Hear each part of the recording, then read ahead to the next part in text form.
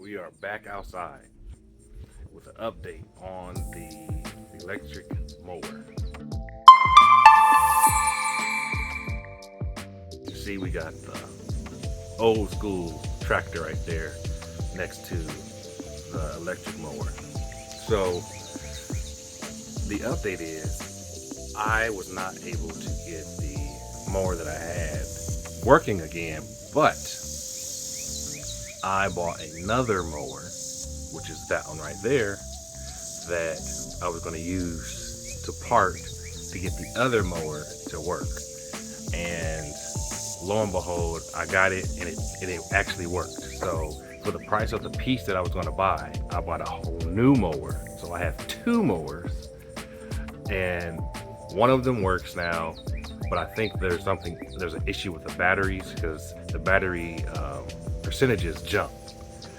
Just this morning, it jumped from 54% to 70% in the 5 minutes it took me to move the mower back here. So I think there's an issue with that, and I still have the mower that's all taken apart. That I was going to piece this mower and that mower together to make one working lawnmower that I could use. That would be basically a brand new lawnmower. So I still may do that, but I may actually do the reverse.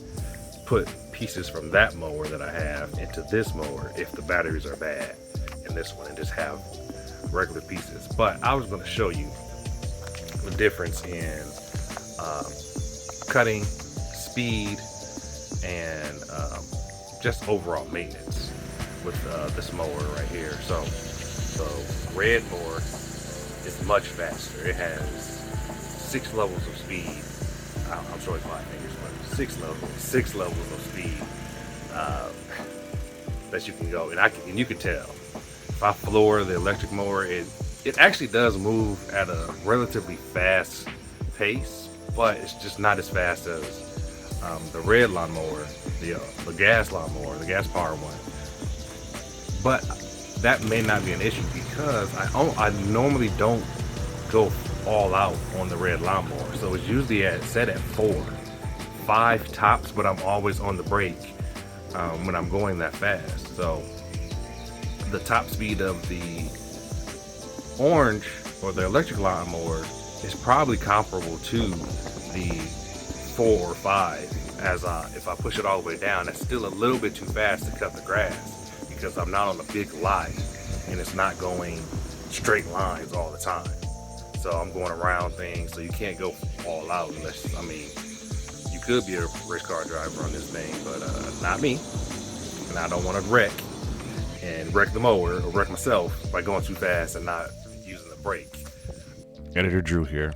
I realized I only talked about one feature during this part, and I want to talk about more features than that. So here we go. A few more features are: it has a 38-inch twin blade deck with brushless mowers and a washing port. It has 1.5 to 4.5 inch deck heights. I'm showing here what it sounds like when it is in reverse and you're mowing in reverse as well. It kind of sounds like a smoke alarm. Top speed of 8 miles an hour and 5 miles an hour when the blades are engaged. LCD screen and cruise control, LED lights, and a USB charger.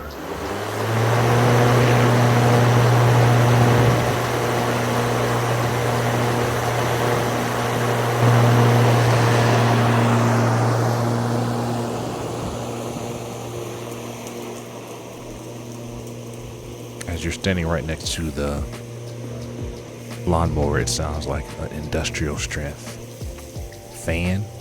So really loud, just fan noises, not lawnmower noises as a traditional tractor or lawnmower would do.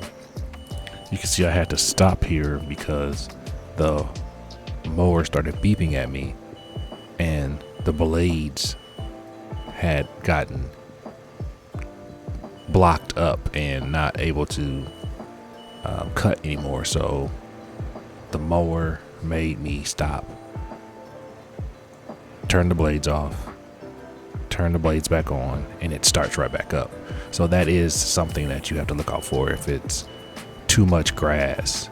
And that's one of the downsides of having an electric mower at this time that's not fully powerful enough to cut through all high grass. And I don't think that was that high. It was just I was going too fast.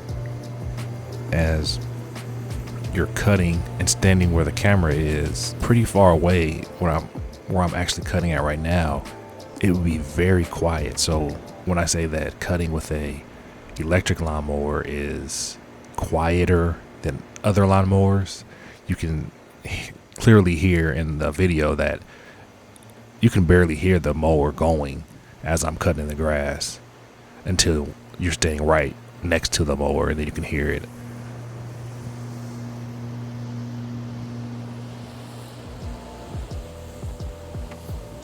Driving the electric lawnmower with the blades on, it just sounds to me as I'm sitting on top of it that it's quieter. And it might just be because the noise of the mower, of the gas power mower, and then the blades and the belts and everything is a little bit more. But on the decibel readings, it wasn't that much more, if any. But it just feels like it was quieter. I know the feel is not a scientific number or conclusion, but you have to get on one and drive it around and cut grass to feel the difference. And it's just silent moving, a little. If you've ridden in an electric car, that's the sound that it makes. It's like a hum versus a loud motor going all the time. Mowing time, I was able to cut my whole yard, which is not very big, and it took 8% off of the battery. So I don't think I'll have an issue with the capacity of the batteries and the size of my yard. I think I'm on like 1/4 of an acre, so not a very big yard at all. So if I had an acre and it took 8% off, I'm pretty sure that I could cut that whole acre with this if it was not high grass. It's not chugging through with the blade and causing strain on it. So if you have a average manicured yard, you would be able to drive that electric lawnmower and get it done. I don't know if you can see it up there. I have a backing kit on that one, and the electric one, I don't have that one. I don't think I'm going to buy that just quite yet, because of the weight. It reduces the battery and the capacity, but it has a mulcher on it, so we're gonna see how that goes. I cut the grass one time with it, turned out great. So it's not a complete nightmare.